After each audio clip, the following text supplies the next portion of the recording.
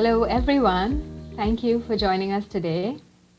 My name is Asna Sheikh, and I am the Marketing, Communications, and Events Coordinator for the Magazine Association of BC, where we unite a diverse network of old and new BC magazines through partnerships, programs, and projects. On behalf of Max BC, welcome to Marketing Your Magazine's podcast. I would like to acknowledge the Government of Canada's financial support for this webinar, with additional funding provided by Creative BC. After the presentation, we will have a Q&A session. You can submit your questions using the chat function throughout the presentation as well. We are joined by two phenomenal professionals today who will share effective and tangible strategies to build and promote your podcast. Stacy Bradshaw joins us today from the traditional and ancestral lands of the Anishinaabe, Haudenosaunee, and Attawandaron peoples. She is the Digital Project Manager at Annex Business Media and has over 15 years of experience spearheading countless digital projects, including B2B media site builds, web and social media strategies, email marketing, site and e-commerce launches. Michelle Allison is joining us from the traditional and ancestral lands of the Dakota, Anishinaabe, Cree, Dene, and Métis peoples. Michelle is a group publisher with Annex Business Media. Over the last 7 years, she has driven brand growth and launched new media tactics, and she drives innovation in B2B media with her team. Thank you for joining us today, Stacy and Michelle both. Over to you now. Thank you so much for having us. Yes, thank you so much to Sylvia and Asna of the Magazine Association of BC for asking Stacy and I to be here today and speak with all of you about Marketing Your Magazine's podcast. So I am Michelle Allison. I'm a group publisher with Annex Business Media. As mentioned, I've been with them for 7 years now. I started in sales and I'm still doing a little bit of sales now, but also in brand team management as well. So under my group of magazine brands, we've already launched 3 podcast shows, and we are preparing for our 4th, hopefully this fall, it will kick off. So a little bit of experience in the market. So yeah, we're going to dive in. We're going to start with some high-level stats surrounding podcasts, and a lot of these will make complete sense to you, especially if you're already a podcast listener or you've already got a podcast show started for your magazine. Some of these stats are good to use in your podcast selling arsenal or your podcast press kit, whatever you'd like to use. So, all right. So why join the podcast world? There have been over 11 million Canadian adults listen to a podcast in the last month. Again, there's so many genres and sectors and topics discussed that it reaches almost everybody. So again, Canadian listeners are, again, some of the highest percentage of monthly podcast listeners compared to other countries. And you can see in this stat, we're right in line with the states. So that's pretty impressive. 17% of Canadian adults listen to a podcast weekly. I would say that a lot of the younger adults, definitely, this would tie into that. So that's up 2% from 2017. Next. The demographics of podcast listeners in Canada. So it's definitely more evenly split now. It was geared a bit more towards women than men, but we're at about 52% women. So it's pretty even. And then you can see the ages there as well. So 18 to 34 take about 35%, 35 to 54 up to 41%, and 55 plus 24%. The really neat thing about the podcast audience is that it's a unique, engaged, loyal audience. It continues to grow. Like, we're going to continue to see these numbers skyrocket as the amount of people who listen and engage with podcasts, but they really do deliver a younger, well-educated, diverse, targeted audience. And the great thing about podcasts is that you can really reach them anywhere. In my world, I work in the agriculture industry, so it's great for us because we can target farmers who are in the field, or they're in the grain truck, right? They don't have to have that access to Wi-Fi to listen to something educational or very interesting or a political discussion, right? They can listen to that episode and download it on their phone wherever they are. Spotify is creeping up and up and up in the apps, most popular apps. So it's up 2 times as the most used platform. So it's right behind Apple Podcasts and YouTube. But Stacy probably knows more, but I would say it'll continue to jump up in the next few years. And this is the really great thing about podcasts is that 45% of Canadian podcast subscribers listen to the entire episode. So majority of the time they're searching for something that they're interested in, or they're already a follower or subscriber to that show. So they know the type of content that you're putting out. They know what they're looking for. They're searching for specific topics or specific speakers as well, or hosts, and they'll listen to the entire show.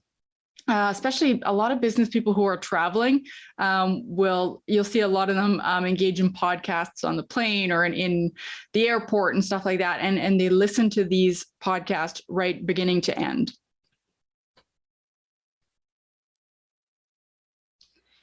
As kind of mentioned before, podcast listeners are listening to podcast episodes everywhere, at home, in a vehicle, on a walk, working out, public transportation, and even at work. So how are podcasts impacting brands? So they're proving very effective for business, not only as a means of advertising, but also you'll see a lot of brands who will put out their own podcast show. They're just trying to connect with an audience on timely, entertaining type of conversation. So in a recent report commissioned by the BBC, organizations with branded podcasts are seeing 89% higher awareness, 57% higher brand consideration, 24% higher brand favorability, higher purchase intent, higher memory encoding than other forms of content. So that means the listeners are remembering more and more from these podcasts. And that's great for brands that choose to advertise with you. And then engagement is just increasing. We'll continue to see that number increase over the next 5 years for sure. 39% of small and medium-sized business owners are podcast users. So I think this is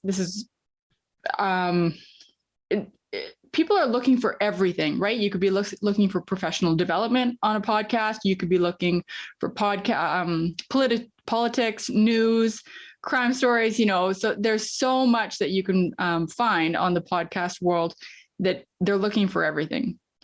Research found that 70 to 72% of business owners who have 100 to 500 employees also listen to podcasts. I think it's another means of professional development and keeping up with what's going on in the world. So again, a great engagement stat there. So despite the pandemic, the podcast industry is poised to keep growing.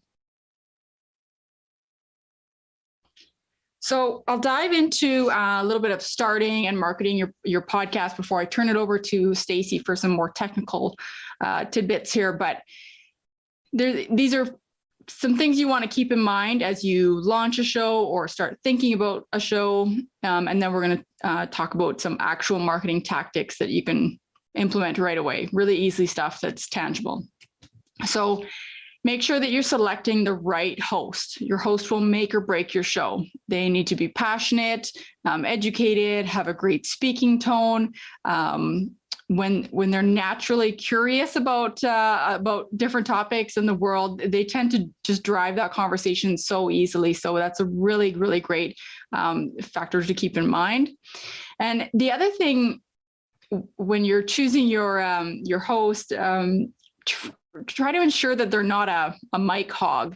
So they need to know when to let their guests speak, not to overspeak their guests or their co-host, however the show is set up. And hopefully they won't interrupt their guest as well. So these type of things can turn a listener off and lose an engaged listener before the 10-minute mark. You want to focus on quality content and audio first. So really set yourself up with great content. And as you start putting out those shows with content that, is really targeted to your audience, that growth will come in time.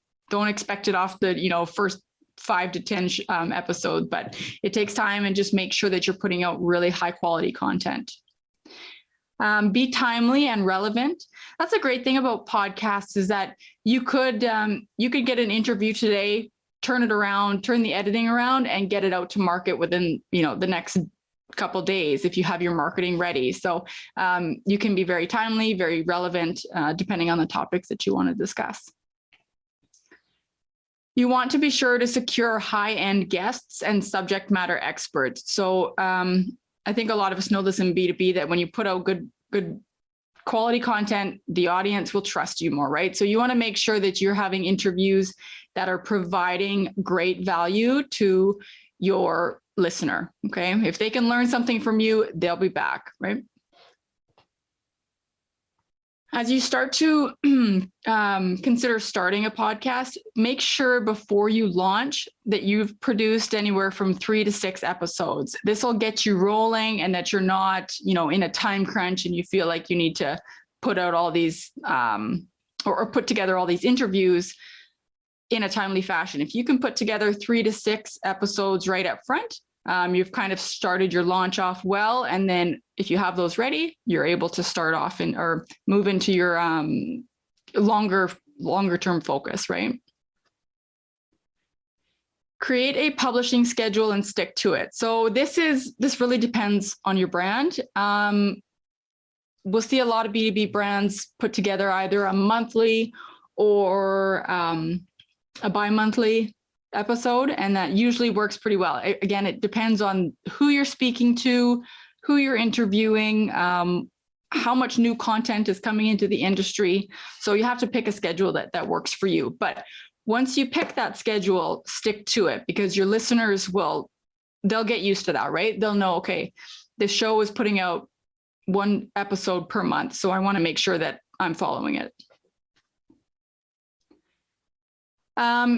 Podcasting imagery and your creative and your graphic design, you need to nail it down before your launch, right? So make sure you're 100% happy with it, that it's clear, concise, and because you don't want to start marketing new imagery for the same show every 6 months. You might put out some new graphics if, say, you have a special series or, a special sponsored series, but for the most part, it should stay pretty similar. And that's just branding, right?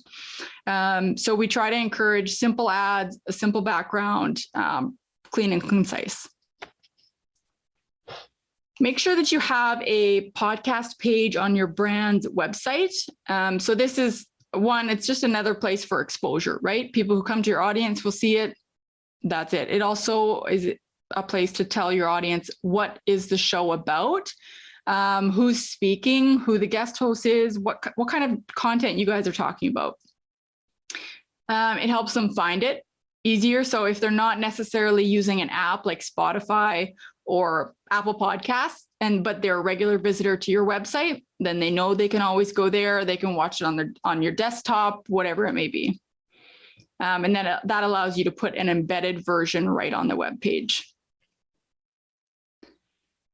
So again, when you have either on the app page, episode page, or your web page that has the embedded podcast episode, you can include show notes and transcriptions if possible.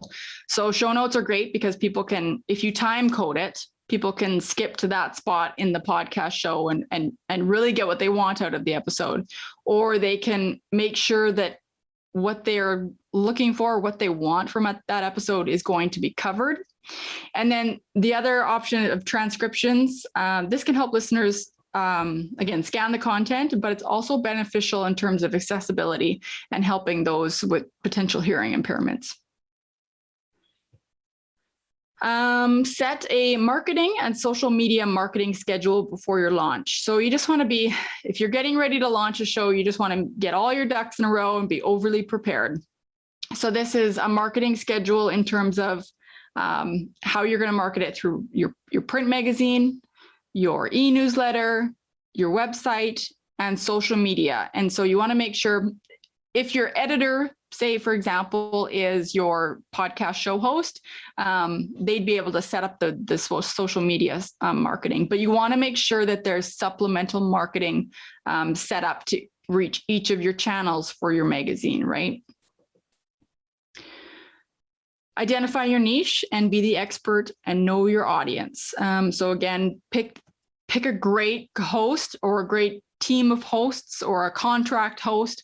Make sure they know what they're talking about. Make sure they can ask the right questions and that they know your audience. So they can really make sure that they're asking questions and discussing things that provide value to your audience. And point 12 here is respect your audience's time. This is so important because it really depends on the content. 30 minutes seem to be a sweet spot for us personally in our B2B sector. But however, as you look at consumer podcasts, you also will see success in those 10-minute little short and sweet episodes where they're talking one thing and they do it really, really quickly. It's almost like bullet point, rapid fire discussion. And then of course, if there's crime stories or news or politic discussions, those can run up to 45 minutes and still see success. So again, just know your audience, know the content, and don't be afraid to play around with it, because if you're initially launching a show, you might not know what's perfect quite yet. So play around with it and monitor your engagement and downloads based on that. So we'll dive into a few marketing tactics that you can implement right away, leveraging your existing assets. So this would mean your e-newsletter, of course, your print advertising, e-blasts, if you do something like that, your web advertising, social media, and if you have a blog or article pages, you can always write a short little article about an episode as well. So make sure you utilize all channels available to you. Social media. So this is, again, organic or paid. Okay, so if you're choosing organic, then you can create audio snippets. And so we use Headliner. So it's just a free kind of website app. You can check that out. Another one is Wave, Audiograms, and then Podreacher recommends 7 pieces of content per episode. So what this means is that you could create, from one episode, you could create some infographics with quotes. You could create a short article. You could create a little meme. You could create like any type of little piece of content that is kind of derived from that original podcast episode. And the great thing about using this is that when you market on social media, you have to remember that your audience, if you have a pretty decent sized following, not everybody in that following is going to see every single post you put out there. So you want to make sure that you're consistent in that. So you can't just throw out one social media post of your episode and expect it to be successful. You got to kind of nurture it a little bit. So yeah, anywhere from 5 to 7 pieces per episode will probably get you really great growth. Paid advertising. So of course there's social media. You can advertise on Spotify, and then Overcast for increasing subscribers if you go that route.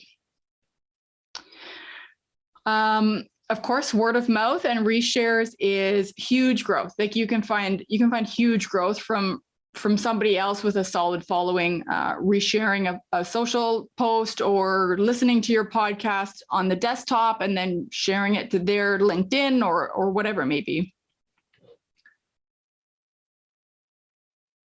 And use your host and your co-host and leverage their social media as well. Use SEO. Make sure that you're putting keywords into the show notes to try and drive traffic from Google as well. And then you can always make a podcast press or a podcast media kit or a one-pager about your podcast and share all the demographics, pricing, statistics, links, etc.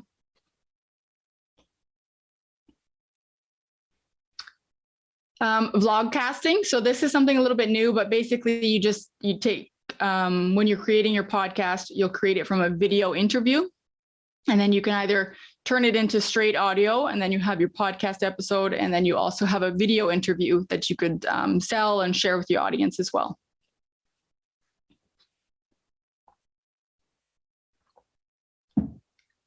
You could try a merch giveaway. So this is great when you can bring a sponsor in and they'll provide the swag, right? So or incentivize sharing or promotion of the podcast. So you could try that. Ask your audience for reviews. You can share links and mini press releases with other regional newspapers or other outlets or associations for some free exposure.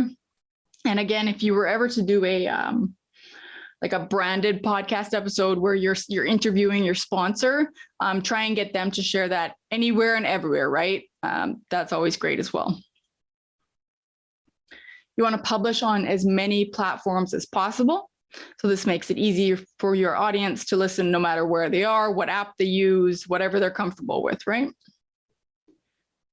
Repurpose and edit the content to be distributed many times on many platforms. Use stats, quotes from episodes, turn them into 3 and 5 social posts. So this is kind of what we were discussing earlier. And then share. So again, don't be afraid to share the episode more than once. It's likely that only 5 to 10%, if that, saw the post the first time around if you posted on LinkedIn or Facebook or Instagram, right? So make sure that you have a plan to promote each episode multiple times. And yeah, if there's any guests or companies or tools, mentioned during that episode, make sure that they know about it so that they'll probably share the episode as well. And that'll give you a great organic boost.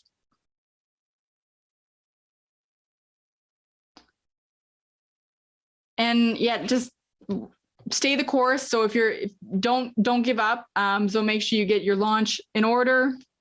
Growing a show takes time, consistency, and effort. So don't give up on your show or the topics or your audience.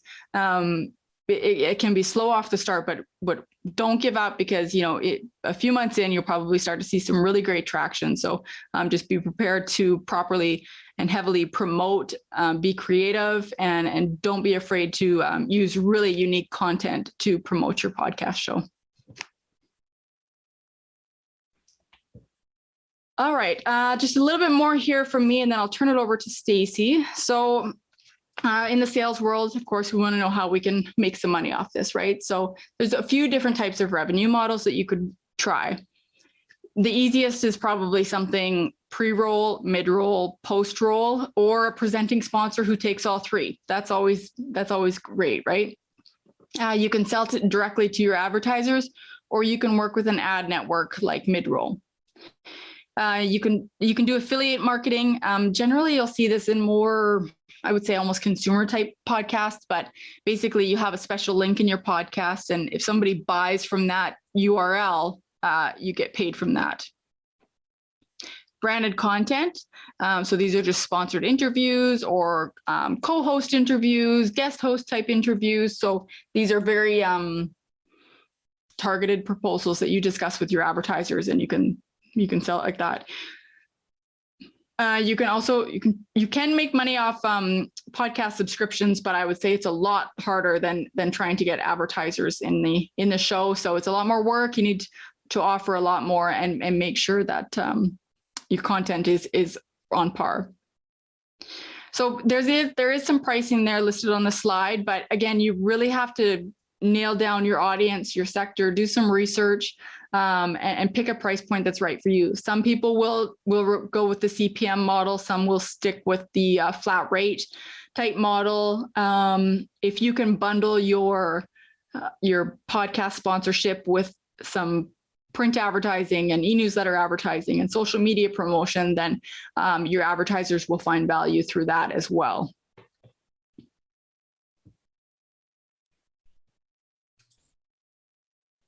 All right, so with that, I'll turn it over to you, Stacy. Thank you so much. Okay, that was great.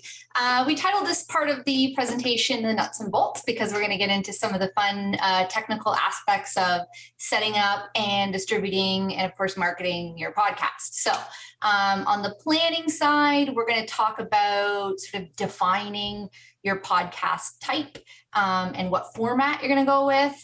There's some terminology we're going to go over there, and then as well as what your episode type and format will be. On the execution side, we're going to talk about recording, editing, all that fun stuff, and as well as what to look for in a podcast host for anybody on the call who hasn't actually set up a podcast. And then on the distribution side, we're going to talk about getting your podcast loaded into all the various players and streaming services. And then, of course, on social and your traditional formats as well, like Michelle talked about. So the first thing you may need to decide on, well, you do need to decide on it because once you set up your podcast hosting platform, they're going to ask you what your podcast type is. So for those of you who have already set it up, 9 times out of 10, we've set it up as episodic, which is the first column here. So I will note that you can go back in time and change it. It does take some work to possibly have to like reorder and rename things in terms of your episodes. And then you do have to take that RSS feed and push it back out to the various players and streaming services. I'm going to talk about that later. So I just want to make that point that if you've already chosen your podcast type and format and you're finding it's not working for you, there is a chance to go back and change it. So episodic is basically the default format. It's what most people go with. And it's displayed basically a long linear list of episodes from newest to oldest. So the newest ones arrive at the top in the different players. Episodic with seasons. We tend to overlook this one mostly because we don't really understand what it's all about, but I think this format is worth considering. It basically enables you to group the episodes into seasons. You sort of define what the seasons are. So if you want that to be quarterly, if you want that to be, yearly, and possibly consider sponsorships when you're thinking about seasons. Maybe a sponsor or an advertiser comes to you and says, we'd love to sponsor a whole season on this, broad theme or topic. So something to consider there. So it's also newest to oldest. And then serial it's oldest to newest. So it's more for like narrative storytelling, like where you have to listen to the first episode in order for the next episode to make sense. So there's an actual sort of like narrative that the listener has to follow.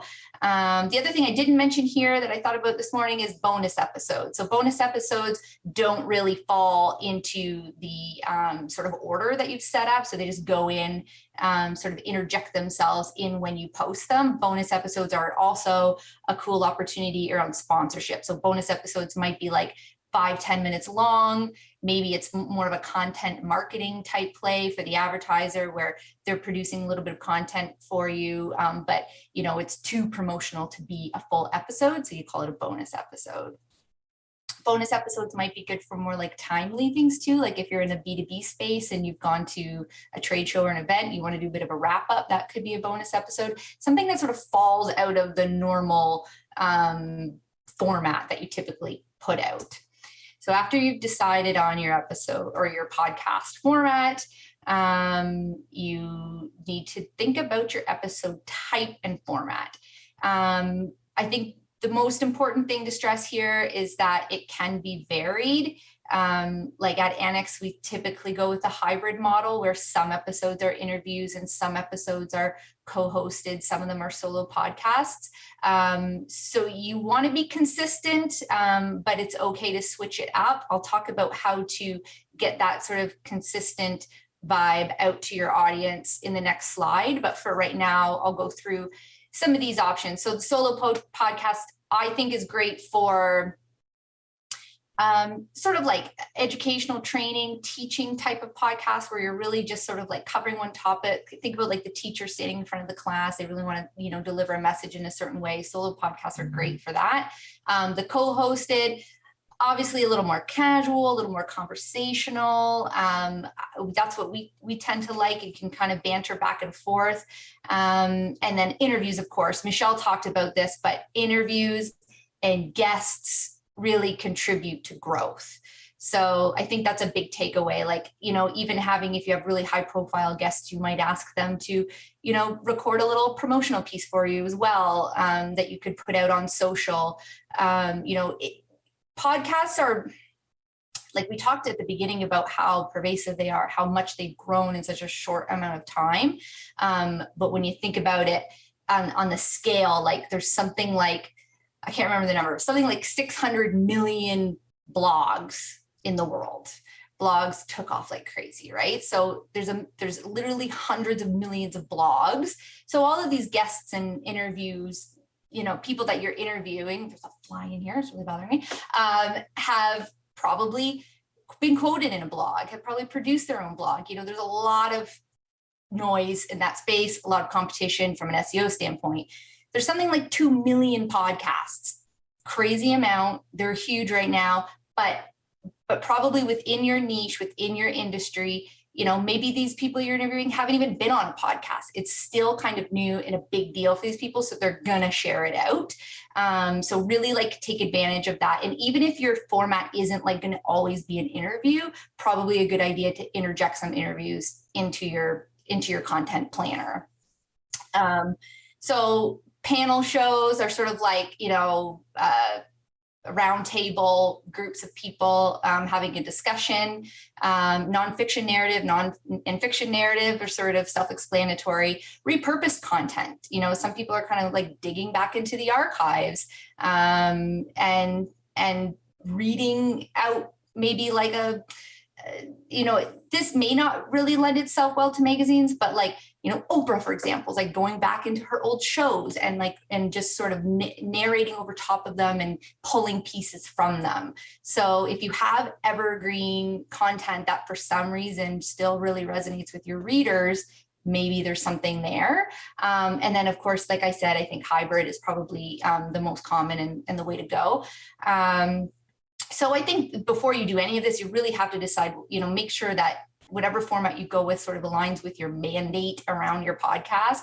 And, what is the why? It's just like the mandate for your magazine. It's like every article that we post, every blog that we post, everything that we put out for a magazine ultimately has to deliver to that, value proposition that we've committed to, our magazine mandate. So your podcast is really the same. So on that note, I wouldn't get too like granular with your podcast title and sort of the theme around it. Like it's in most cases, it'll probably match whatever the mandate of your magazine is. I talked about consistency a little bit, and I think a consistent podcast style creates a strong value proposition for the listeners. So consider that every episode that you put out, you're going to have repeat loyal listeners, but you're also going to have new listeners. So you sort of need to speak to them both. And that's why at Annex, we like to have sort of a format. These vary depending on the industries, but we have one sort of like formula for each podcast so that every time people come in and listen to an episode, it's kind of following a bit of a rhythm that people tend to recognize, but also introduces the concept of your podcast to the new listeners. So that starts with a teaser. Sometimes we'll like pull out a quote from the middle of the podcast, something really compelling to sort of like, pull people in. A little bit of intro music is always nice to give it a little bit of a professional feel. And then of course the welcome, that's where you're sort of like reiterating what this podcast is about, who you are as the co-host or the host. Good place for an ad spot. As Michelle mentioned, there's sort of like bookend ad spots or pre in the middle. And then of course the meat of your podcast, the interview or the content, and big piece that you need to make sure is in every episode is your please share, rate, and review. And I can't stress enough how important the ratings and reviews are when it comes to growth and distribution, because it's really the ratings and reviews that the podcast players, so, Apple, Google, Spotify, YouTube, even like they're the ones that they're looking at ratings and reviews for kind of bumping you up in the algorithm and deciding if you're relevant and delivering you to, those search results when people are looking for episodes and podcasts within your theme. So that's why you hear that at the end of every podcast episode. And then, of course, some nice outro music to sort of cap it off. If the music sounds like a little something that we don't know how to handle as publishers, then we find somebody that does know how to do it. So musicradiocreative.com is just an example of many different services out there where you can get like royalty-free music. You can pay people to do a voiceover, which is nice for your, welcome with your intro music. And that's something that you're going to use over and over and over again in every episode. You drop it in during the editing process and gives it a nice professional feel at a very reasonable price. So you basically give them a script and you go in and listen to all the cool voices and find which one you think goes with your style. And they give you a nice MP3 file back that you can drop into your edited podcast. Upwork is another example, sort of like Fiverr, these basically like outsourcing things to freelancers. So this is good if you don't have anybody on staff that knows how to edit a podcast. You can pay, upwards of $15, $20 at very reasonable prices on Upwork and Fiverr to outsource the editing.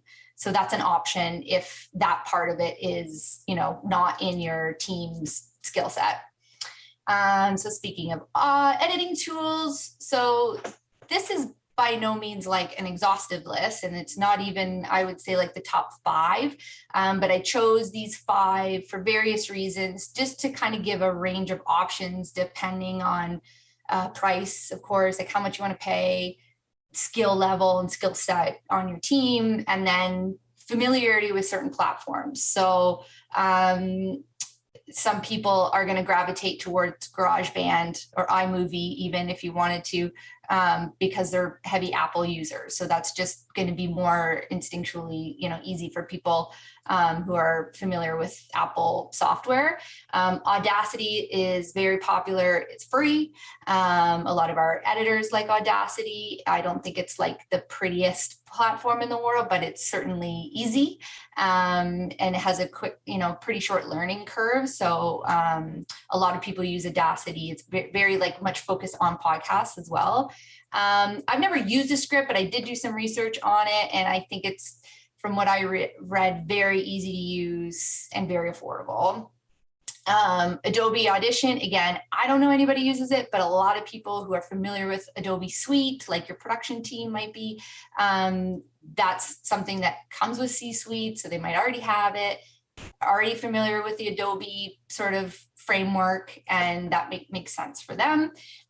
Pro Tools, again, this is sort of like the Cadillac. So if you have, a real pro on your team that would know how to do some fancy work with audio editing, then Pro Tools might be something to consider, but I think it's expensive. So probably would lean towards Audacity or Descript if you're looking for something affordable.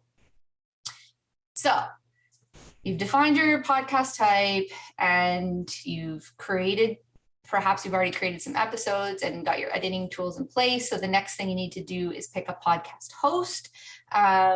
So again, this might be, old news for you guys who already are in the podcast world. But again, if you're not happy with your host, it is something that you can change. A little bit painful transitioning them over, but it can be done. So again, this is not like an exhaustive list, but these are some of the more popular podcast hosts. Things to consider. So storage and bandwidth, most of them charge around some sort of like total volume of hours of footage or whatever that you can store in there.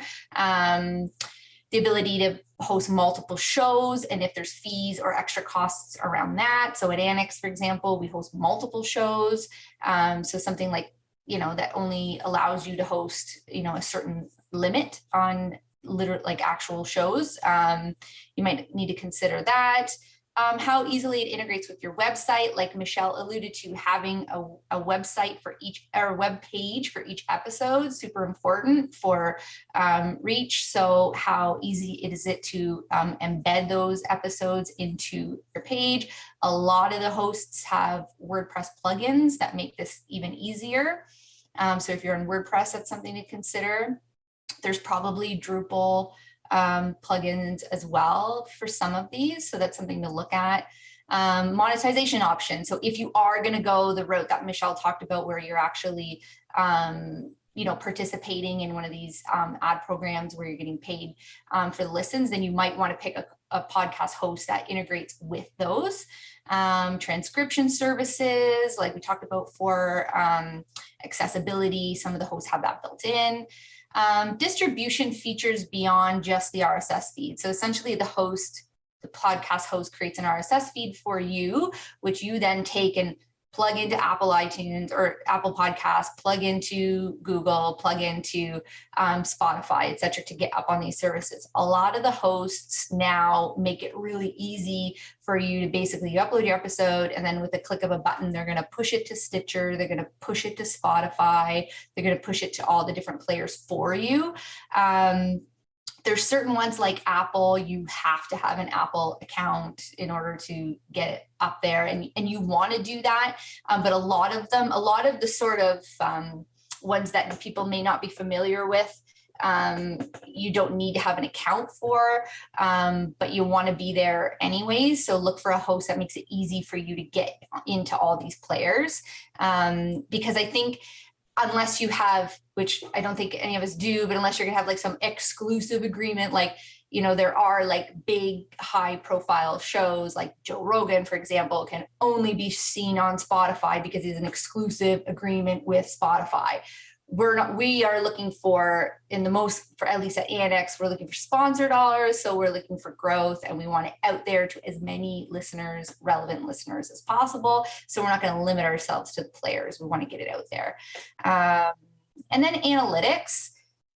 I've used quite a few different podcast hosts. I'm never really blown away with the analytics. They give you the basics, like how many listens and downloads on your podcast episodes, which for the most part is probably all you're going to need.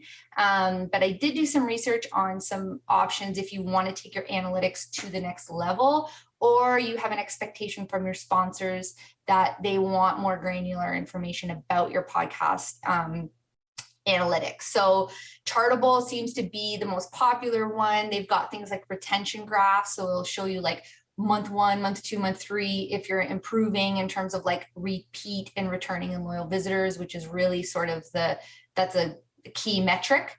So you obviously want to always be growing, but the key metric you want to look at is how many people are coming back.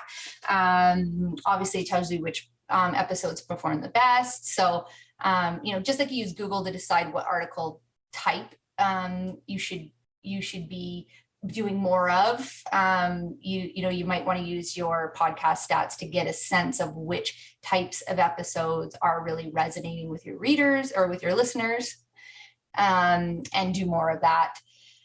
And of course, it shows where your traffic is coming from, and hopefully your podcast host will tell you this as well in terms of analytics. So Michelle, we already talked a little bit about posting your podcast to the website. And when you choose, this is another piece, so I'm getting a little bit off topic, but I was just thinking about coming up with episode titles.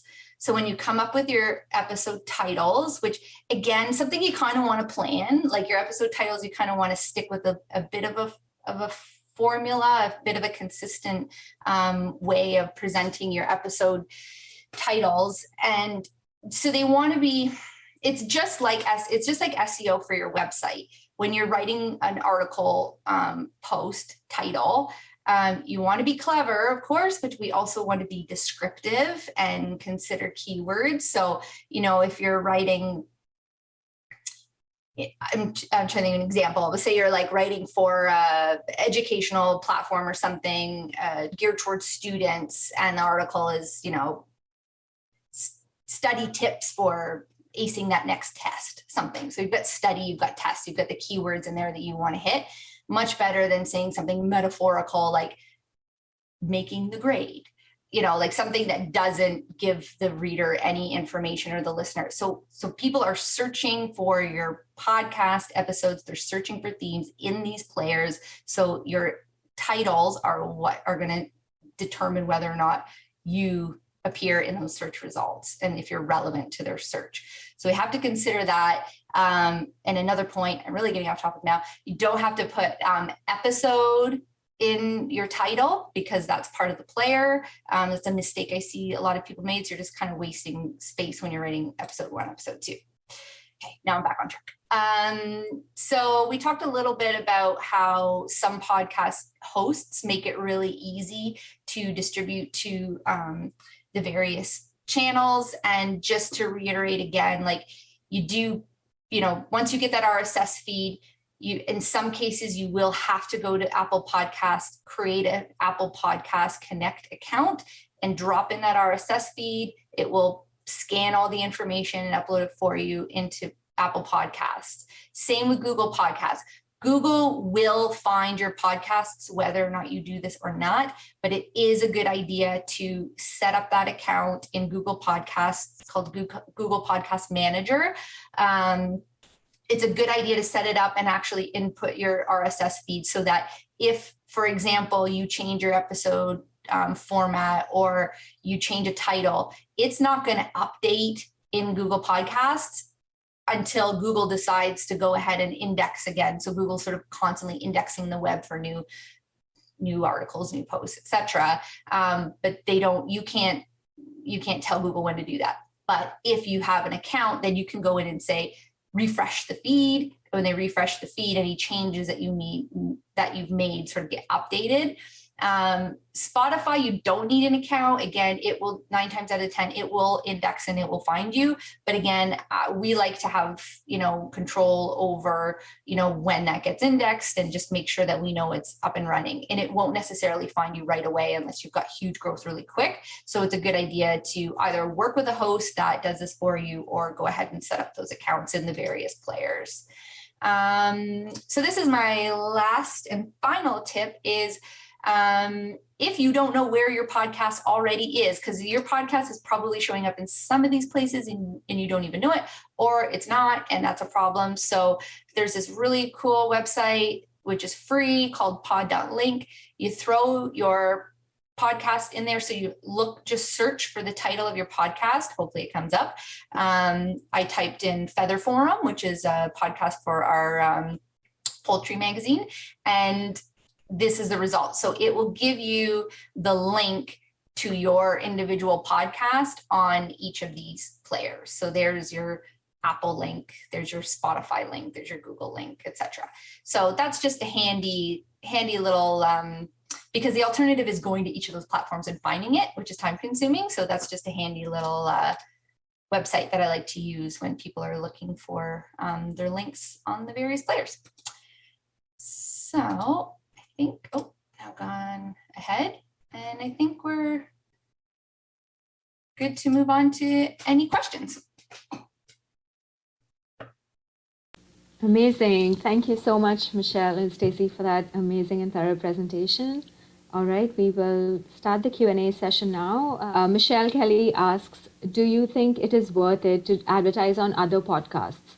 Is it easier to convert people already into podcasts, into listeners to your own podcast, than it is to get people who don't listen to pods already to try yours?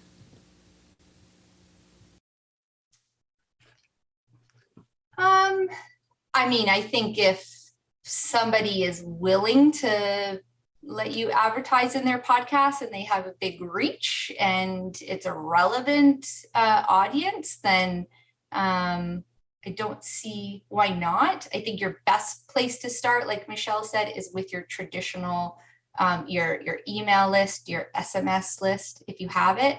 That's kind of like the way you're going to get your initial growth, I think. But certainly, yeah, I think if somebody's willing and it matches up and they're not concerned about, any sort of conflict, then good idea. Sorry, I only have the email ID, Pumpkin and the King Does Spotify have a rate or review option? Which platforms have that feature?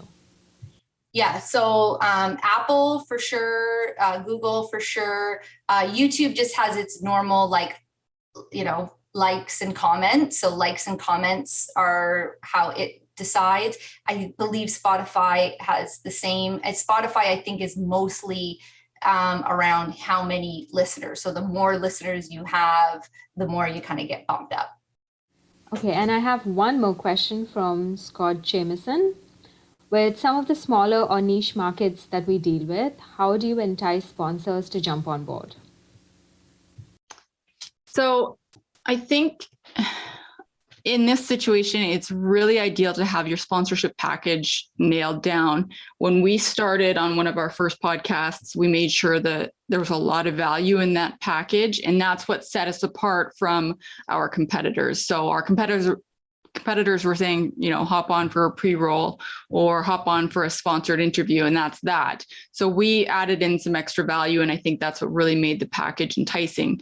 On top of that, we made sure that they understood the value of a podcast. And so we had them commit to like a 4-series type episode, or 4-episode series.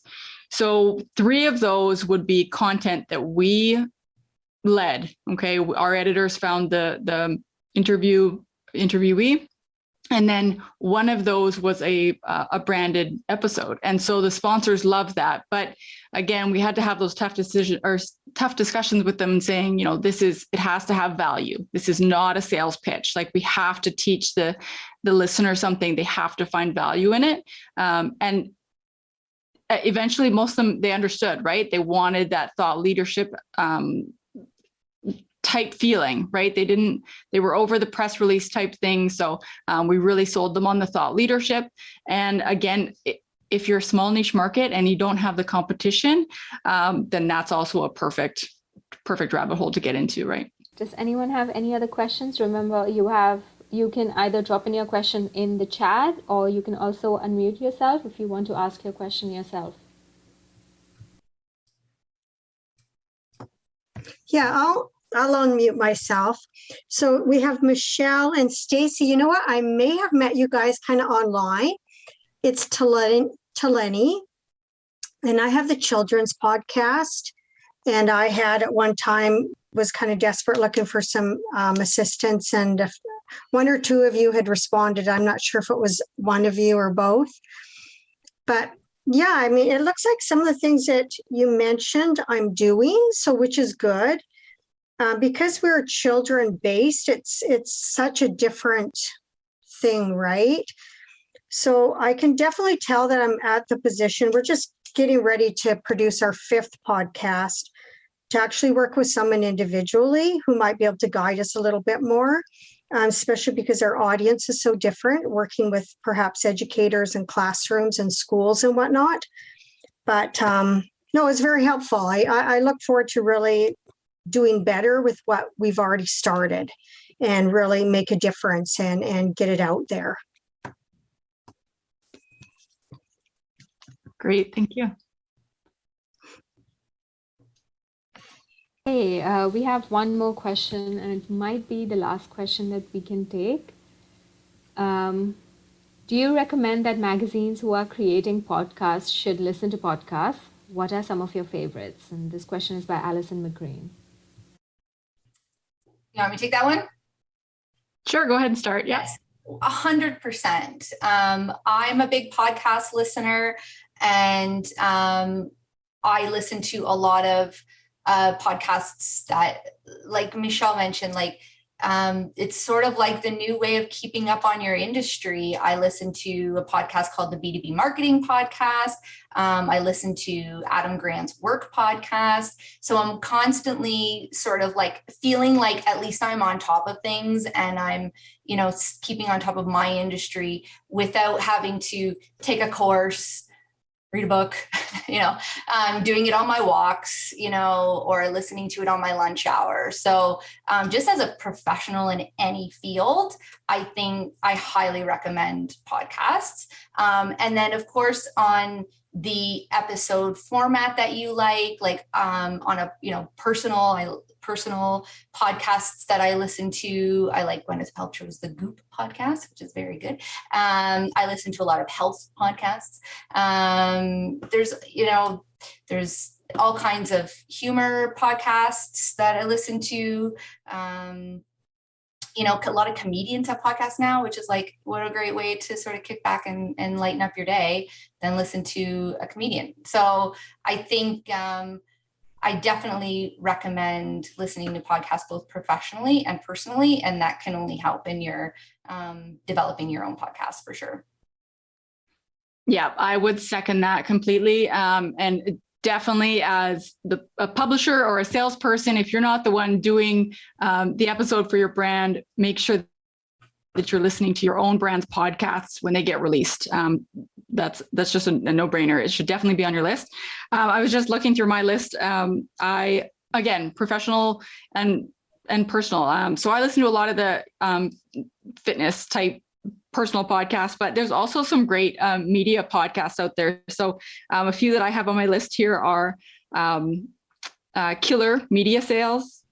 I have Sell or Die. That's with Jeffrey Gitomer. The Manager Track. And there's another good sales one here. Media Sales Mastery. So, I mean, you can even find things on media sales, right? So I definitely encourage people to listen to them, and audiobooks as well. And I have to second Carolyn's chat about Smart Lists. It's Will Arnett, Jason Bateman, and Sean Hayes. Hilarious. One of my favorites. Once again, thank you, Michelle and Stacy, for sharing your expertise today. On behalf of Max BC, thank you everyone for attending. Thank you so much. Thank you. Have a great afternoon.